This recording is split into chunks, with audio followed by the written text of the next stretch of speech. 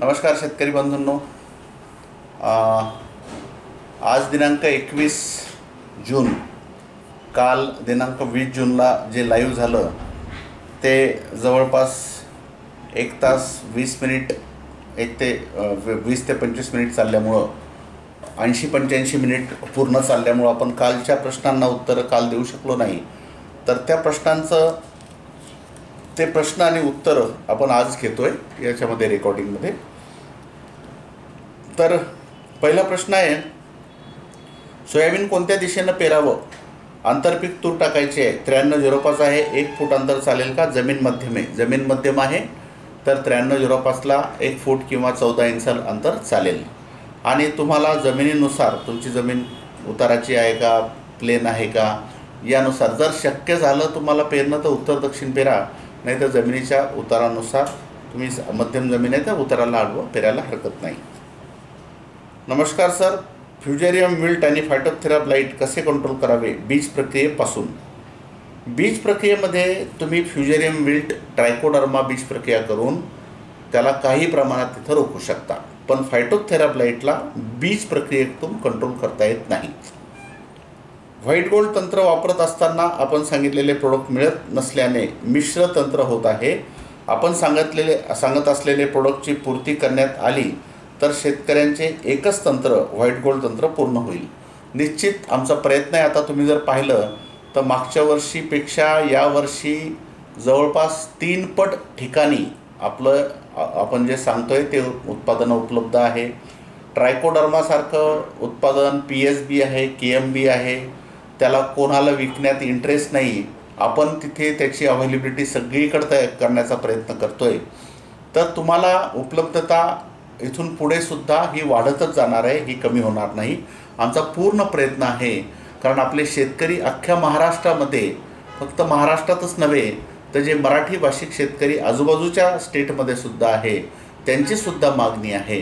त्यामुळं आपण पूर्ण प्रयत्न करतो ही सगळी उत्पादनं सगळ्या ठिकाणी, म्हणजे किमान मार्केटमध्ये 1-2 ठिकाणी तरी मिळायला पाहिजे असा आमचा पूर्ण प्रयत्न आहे. 2 वर्षापासून तूर पाहिजे तशी पिकत नाही आहे, जरा वेगळं काही मार्गदर्शन करा. हे बघा, 2 वर्षापासून पिकत का नाही तूर? त्याला सगळ्यात महत्त्वाचं कारण म्हणजे पाऊस जास्त आणि उशिरापर्यंतचा पाऊस. ऑक्टोबर महिन्यामध्ये जेव्हा पाऊस पडतो तेव्हा तुरी कळी अवस्थेमध्ये, फुलोरा अवस्थेमध्ये असेल. धुवारी जर आली तर सगळे फुलं जळतात, कळ्या जळतात, सल्प जळतात. या कारणामुळं मागच्या 2 वर्षात तूर पिकली नाही. तुम्हाला तंत्रज्ञान याच्यापेक्षा कोणतं तंत्रज्ञान देणार आहे? मला नाही वाटतं त्याच्यापेक्षा उत्पादन वाढवण्यासाठी दुसरं कोणतं तंत्रज्ञान आहे. निसर्ग आपल्या हातचा नाही आहे. तुम्ही पाऊस पाडणं बटननं नाही आहे, तिथे बंद नाही करू शकत. त्यामुळे तंत्रज्ञान बदलण्याची गरज नाही, थोडीशी निसर्गाची सुद्धा आपल्याला साथ हवी. जय गजानन माऊली सर, नॅनो युरिया वापरावा की आपला साधा युरिया वापरावा? तसेच तणनाशक मारल्यानंतर किती दिवसांनी त्यावर अंतर्मशागत करावी? तर बघा, तुम्हाला साधा युरिया मिळाला तर वापरू शकता तुम्ही जमिनीतून देण्यासाठी, आणि नॅनो युरिया हा फवारणीतून वापरण्यासाठी आहे. आणि तणनाशक प्री इमर्जन्स तणनाशक वापरल्यानंतर ते जवळपास 1 महिन्यापर्यंत काम करते, पण कमीत कमी 15 ते 20 दिवस तरी अंतर्मशागत टाळलेली बरी. ते वापरल्यानंतर 15-20 दिवस अंतर्मशागत, शक्य झालं तर 25 दिवसही टाळलं तर चांगलंच आहे. मागील वर्षी आपल्या मार्गदर्शनाने 13 एकरमध्ये 130 क्विंटल कापूस झाला. बाकी लोकांच्या तुलनेत माझ्या हिशोबाने चांगला कापूस झाला. धन्यवाद सर, आम्हाला असंच मार्गदर्शन करत राहा. बघा, मी मार्गदर्शन किंवा मी सांगण्याचं कार्य आहे माझं, मी कर्तव्य समजतो ते मी करत राहतो. आता काही शेतकरी धरसोड करतात, थोडंसं इकडचं करतात, थोडंसं अजून कोणत्या यूट्यूब चॅनलचं पाहतात, थोडंसं मनानं करतात. आता याच्यामध्ये काय होतं की एक न धड भाराभर चिंध्या ही म्हण आहे आपली. काय कोणत्याही एखाद्या दगडाला शेंदूर लावा ना, मग त्याला जे काय करल तो तसं करू द्या. मग तुमचा जर विश्वास असेल आमच्यावर तर 100% म्हणतोय तसं करा. आणि जर तुम्ही इकडचं काही तिकडचं काही असं जर केलं तर सगळं मिक्स होईल आणि त्यामुळं मग आपल्याला रिझल्ट येणार नाही. तर तुम्ही सगळं, म्हणजे मी कोण आहे तुमचं उत्पादन वाढवून देणारा? मी फक्त सांगू शकतो, करणारे तर तुम्ही आहे. जर तुम्ही योग्य केलं तर तुम्हाला नक्कीच उत्पादन तिथं चांगलं येतं. कापूस लागवड झाल्यानंतर लगेच सुपर फॉस्फेट फेकून दिले तर चालेल का? चालेल. सोयाबीनची वाढ जास्त होऊ नये यासाठी काय केलं पाहिजे? सोयाबीनला DAP डवरणीच्या वेळी दिलं तर चालेल का? DAP नाही. जिथे सोयाबीनची जास्त वाढ होते तिथे फक्त सिंगल सुपर फॉस्फेट एकरी 2 ते 3 बॅग द्या. बाकी DAP नाही, 12-32-16 नाही, 14-35-14 नाही, 10-26-26 नाही, हे कोणतेच खतं देऊ नका. ज्याच्यात नत्राचं प्रमाण थोडं जरी आहे तरी द्यायचं नाही. सुपर फॉस्फेट द्या आणि पोटॅश द्या.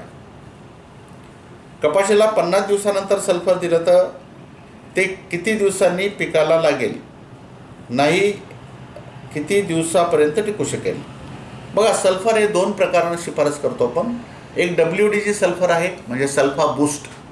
हे एकरी 2 किलो आपण सगळ्या पिकांना द्यायला सांगतो. ते लवकर लागू होतं, ताबडतोब पिकाला मिळतं आणि जवळपास 1.5 महिना 45-50 दिवसापर्यंत ते उपलब्ध राहतं. दुसरं सल्फर आहे ते दाणेदार सल्फर. हे साधारणतः 1 महिन्यानंतर लागू होतं आणि पुढचं 1.5 महिन्यापर्यंत ते 1.5 ते 2 महिन्यापर्यंत पिकाला उपलब्ध होतं. त्या हिशोबानं तुम्हाला कोणतं सल्फर घ्यायचं ते निवडू शकता. सर, आपले तंत्रज्ञान मार्गदर्शन शेतीकरता उत्तम मार्गदर्शन आहे.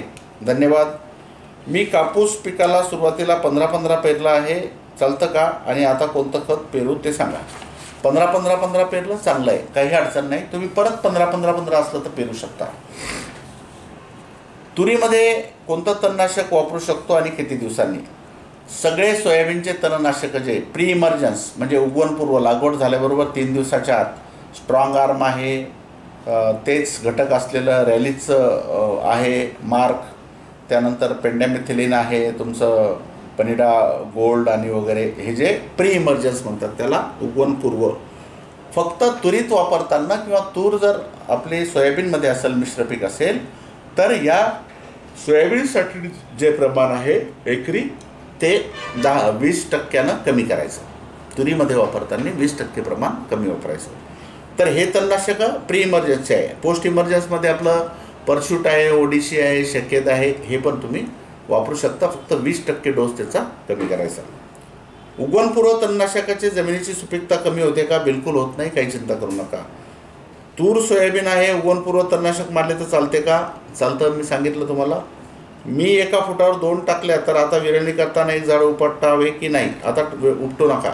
एका जागेवर 2-2, 4-4 दाणे जर कोणी टाकले असतील तर विरळणी करणं त्याला कठीण आहे. कारण एक जर उपटलं तर बाकीच्याचे मुळंसुद्धा आपले डिस्टर्ब होतात. ड्रोन फवारणीमध्ये पाण्याचे प्रमाण तर कमी होतेच, पण औषधीचे कमी करता येते का? नाही. औषधाचा हा एकरी डोस ठरलेला असतो, एका एकराला किती वापरायचो. पण शेतकऱ्यांच्या सोयीसाठी आम्ही लोक म्हणा किंवा कंपन्यावाले, इतर कंपन्यावाले हे पंपाचा डोस देतात किंवा प्रति लिटरचा डोस देतात. तसं जर कोणत्याही कीटकनाशकाचा जर डोस पाहिला तर त्याचं एकरी प्रमाण असतं. एकरी 400 मिली का 500 मिली किती वापरायचं ते एकरी प्रमाण असतं. पण शेतकरी त्याला मग एकरी प्रमाण समजत नाही. काही शेतकरी आग्रह करतात, त्यामुळं मग आम्हाला पंपाचं प्रमाण किंवा लिटरचं प्रमाण, किती लिटरला किती वापरायचं असं प्रमाण सांगावं लागतं. तर ड्रोनमध्ये काही तुमचं औषधीचं प्रमाण कमी होणार नाही. कापूस तूर पिकामध्ये कोणती खत व्यवस्थापन करावे याबद्दल पूर्ण खताचं व्यवस्थापन मी याच्या आधी आपण सगळ्या पिकांचं घेतलेलं आहे. कापूस तूर पिकामध्ये हळदी पिकाबद्दल सुद्धा तुम्ही सुद्धा लाईव्हमध्ये थोडीफार माहिती देत जा. तर बघा, आपले इतर जे पिकं आहेत जसं हळद आहे, अद्रक आहे, संत्र आहे, मोसंबी आहे, या पिकांबद्दल आपले चित्रकार सर जे आहेत ते माहिती देतात, लाईव्ह घेतात गुरुवारी. आणि इतर पिकं जे आहेत मिरची, वांग, भाजीपाला पिकं जे आहेत त्याबद्दल आपले पुरमे सर घेतात दर गुरुवारी लाईव्ह. पीबूस्ट आणि केलिफ्ट याची एकत्र ड्रेंचिंग करू शकतो का? करू शकता. सर्वसाधारणतः सोयाबीन कधी पेरावे? 15 जुलैपर्यंत कधीही पेरू शकता. आम्ही KDS सीड प्रोग्राम आमच्या गावात घेतला, बूस्टर कंपनीचा 726. 13 जूनला पेरणी झाली, 100% उगवण क्षमता आहे. आम्ही खूप समाधानी आहे. धन्यवाद. मी सोयाबीन तूर लावतो. तुरीच्या दोन्ही बाजूला 1 तास सोयाबीन लावतो, पण यावर्षी तुरीच्या एका बाजूला सोयाबीन तर एका बाजूला रिकामं ठेवलं तर चालेल का? तुरीच्या बाजूचे 2 तास मोकळे सोडणं शक्य नाही. हा एक प्रयोग होईल. 2 तास मोकळे न सोडता एकच जर सोडलं तर एक प्रयोग होईल. तर तुम्ही एक प्रयोग करून पाहू शकता. आमचा अनुभव त्याबद्दल नाही आहे, म्हणजे मी काही त्याचा प्रयोग करून पाहिला नाही, तर मी सुद्धा असा प्रयोग यावर्षी करेल. कापूस 8 जूनला लागवड केली. तणनाशक कोणते फवारावे? तणवर्गीय, गवतवर्गीय आहे आणि गोल पानाचे पण आहे. कापूस 4 पानावर आहे. तुम्ही हिटवीड मॅक्स सांगितले म्हणून समजले. डोस किती यावा? हां, हिटवीड मॅक्स घेऊ शकता तुम्ही, किंवा हिटवीड आणि टर्गा सुपर दोन्हीसुद्धा एकत्र घेऊ शकता.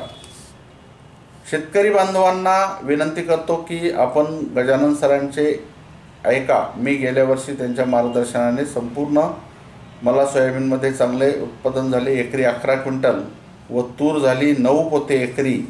नाहीतर मला एकरी 5-6 पोते सोयाबीन आणि 3-4 पोते तूर होत असे. धन्यवाद. मी सर, सोयाबीन जैविक प्रक्रियेमध्ये ट्रायकोबूस्ट, पी बूस्ट आणि केलिप तिन्ही वापरले तर चालेल. आपण शक्यतोवर पी बूस्ट आणि केलिप सांगतोय, पण जर तुम्हाला वापरायचं आहे तिन्ही वापरू शकता. रियाज नसल्यामुळं आदामा कंपनीचं थायमिथोज आणि FS आणलंय, चालेल का? चालेल. पहिलंच वर्ष आहे. तूर व्हाईट गोल्ड पॅटर्न पद्धतीने पेरणी केली आहे. 100% उत्पादन वाढ आहे का सर? कारण मी 17 वर्षाचा मुलगा आहे, मी शेती पाहतो. बिलकुल वाढ आहे, उत्पादन वाढतं, काही चिंता करू नका, लावून द्या.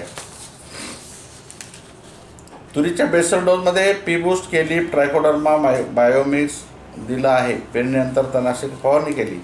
या फवारणीने जैविक जीवाणू व बुरशीवर काही परिणाम होणार नाही का?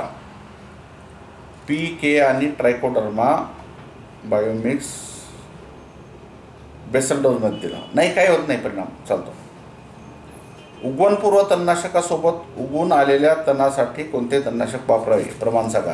मी कालसुद्धा सांगितलं की जे तण उगवून आले ते उगवणपूर्व तणनाशकानं मरणार नाही, पण पीक उगवण्यापूर्वी म्हणजे पेरणीच्या आधी किंवा पेरणी झाली असेल तर पीक उगवण्यापूर्वी तुम्ही या उगवणपूर्व तणनाशकासोबत 25 ते 30 मिली पॅराकॉट डायक्लोराइड म्हणजे ग्रामोझोन वापरू शकता.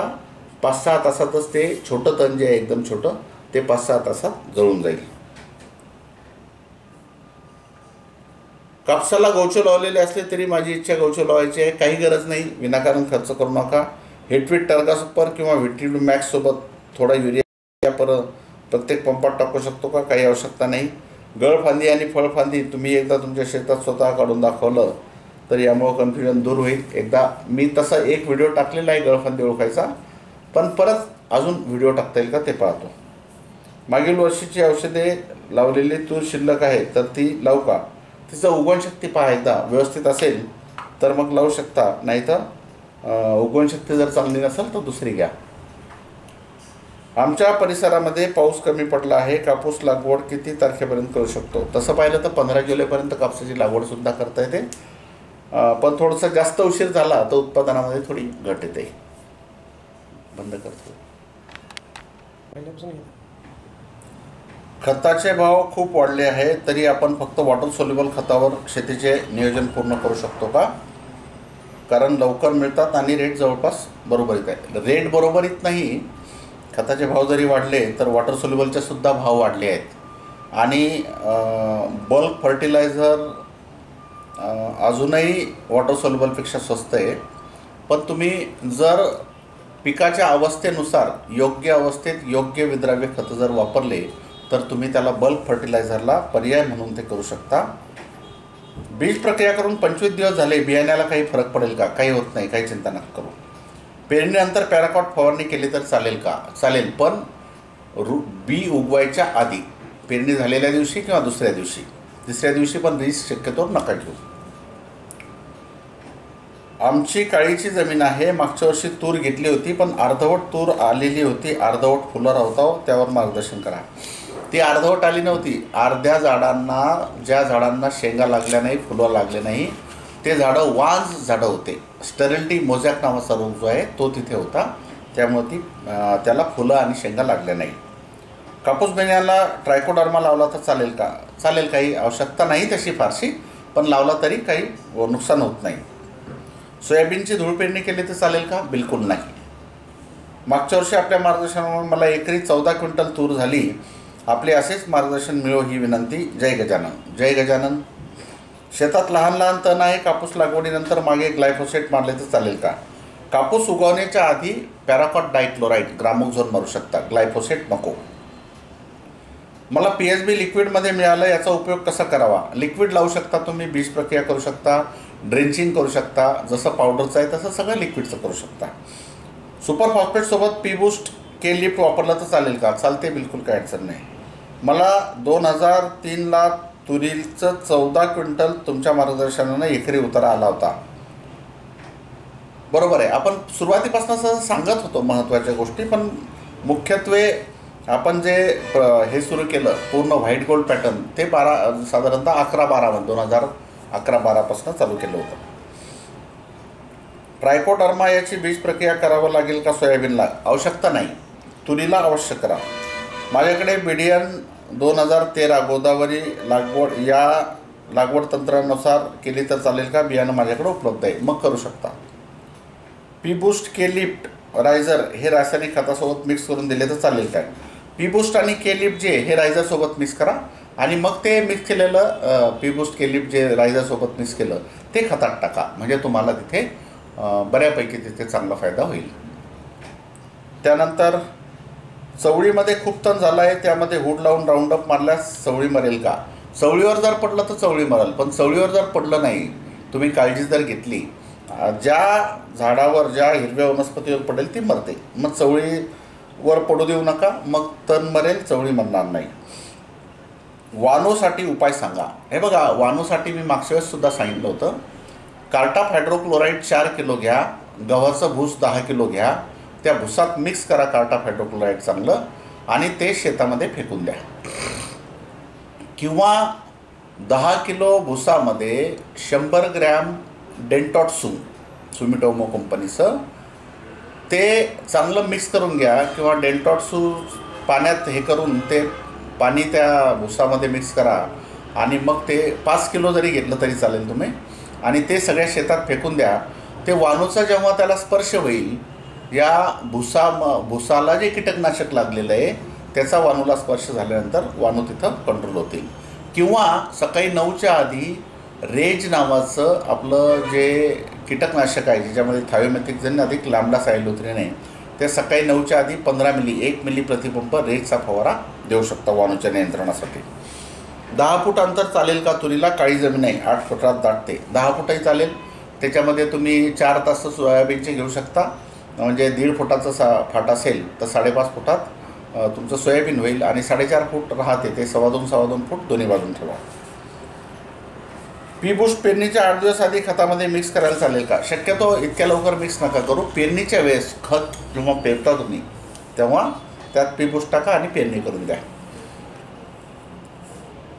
मी सोयाबीन पेरली आहे, नंतर तणनाशक मारलं आहे, पण बियाणे उगले नाही, तरी मला तिथे तूर लावली तर चालेल का? तूर लावायला चालेल तुम्हाला, काही अडचण नाही, फक्त थोडी दाट लावा.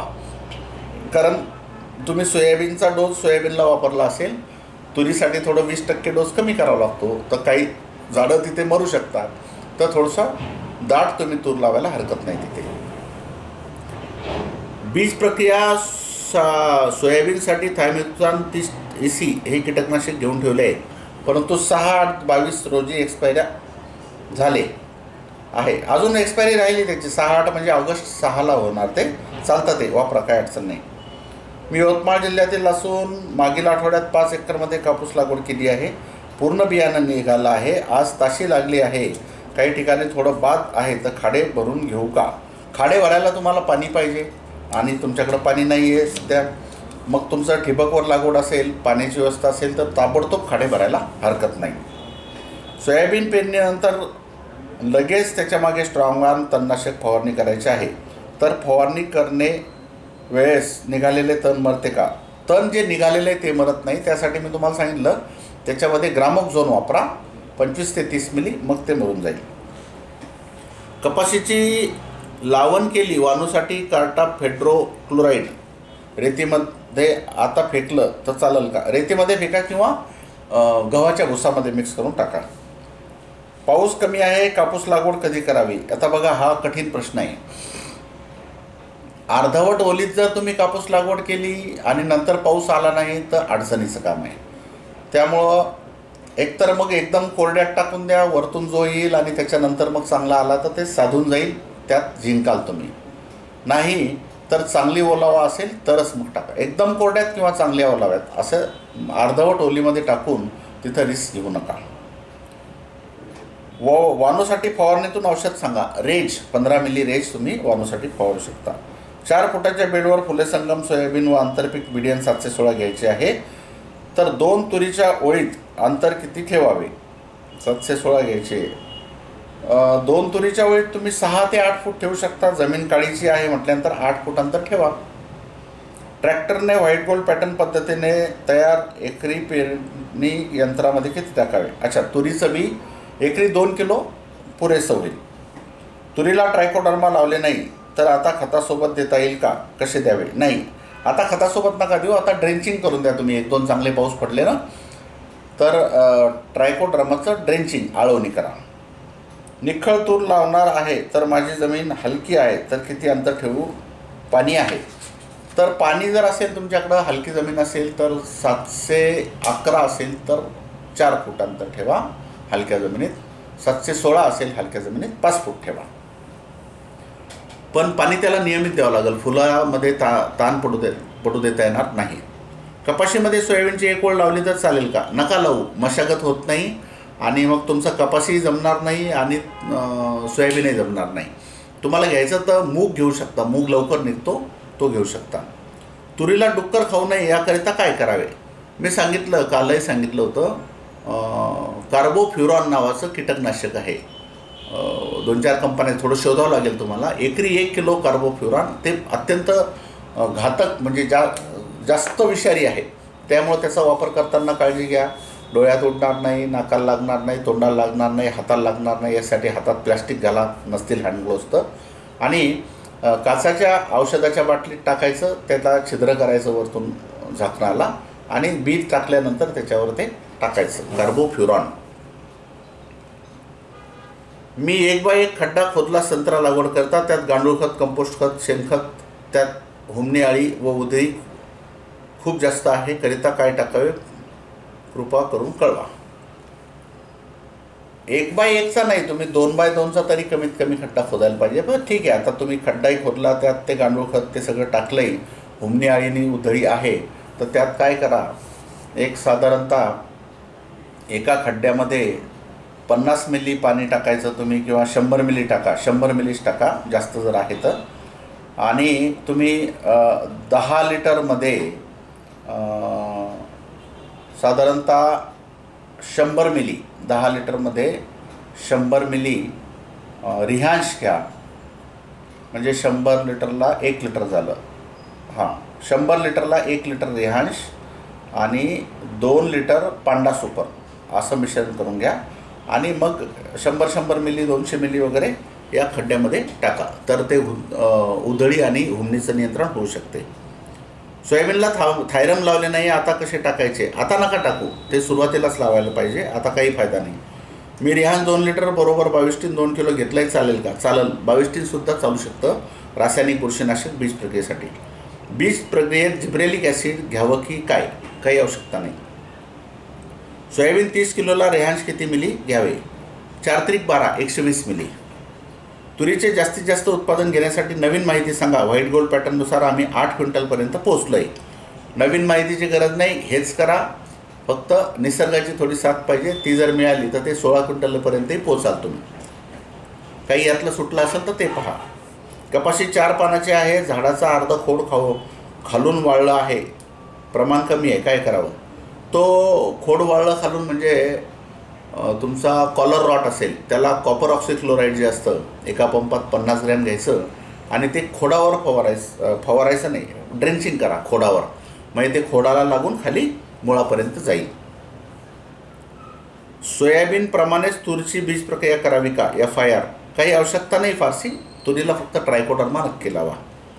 ट्रायकोडर्मा खतामध्ये देऊ शकतो का? तसं देऊ शकता, पण शक्यतोवर बीज प्रक्रिया किंवा ड्रेंचिंग केलेलं जास्त फायद्याचं. दुवारीसाठी आम्ही सगळे बुरशीनाशक फवारून पाहिले, जास्त फरक पडत नाही, उलट मजुरी वाढते, पैसा वाया जातो आणि पाणी फवारायला सकाळी शक्य नाही. बघा, ज्यांना शक्य आहे त्यांनी करा असं मी सांगितलं आहे. त्यामुळे प्रत्येकानं करणं हे महत्त्वाचं नाही. आणि बुरशीनाशकांना त्याला फारसा कंट्रोल मिळत नाही हे मी सुद्धा सांगितलं. पण काहीतरी थोडाफार कंट्रोल ताबडतोब फवारलं तर मिळतो. शेंडे खुडणीला पर्याय सांगा. दुसरा पर्याय नाही, शेंडे खुडणीला शेंडेच खुडा. सर 3 दिवस झाले पाणी पडलेले आहे, आता सोयाबीन पेरणी केल्यानंतर स्ट्रॉंग आर्म मारले तर चालते का? स्ट्रॉंग आर्म मारताना जमिनीमध्ये चांगला ओलावा असावा. कमी ओलावा असेल तर स्ट्रॉंग आर्म वापरू नका. तर मंडळी, हे सगळे प्रश्न होते. काही अजून राहिले असतील किंवा तुमच्या मनात काही शंका असतील तर आपला कमेंट बॉक्स आहे, त्या कमेंटमध्ये जाऊन प्रश्न विचारू शकता. धन्यवाद.